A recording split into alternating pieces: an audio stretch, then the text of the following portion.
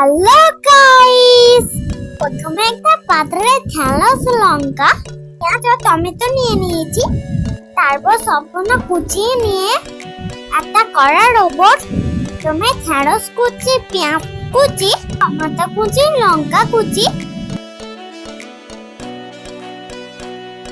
তারপর পরিমাণ মতন হলুদ গুঁড়ো, লঙ্কা গুঁড়ো, পরিমাণ মতন নুন,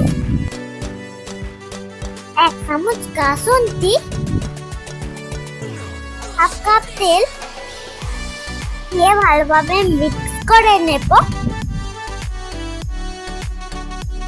অল্প পরিমাণ জল ঢেলে দেব। ঢাকনা দিয়ে এবার গ্যাসে বসিয়ে দেব।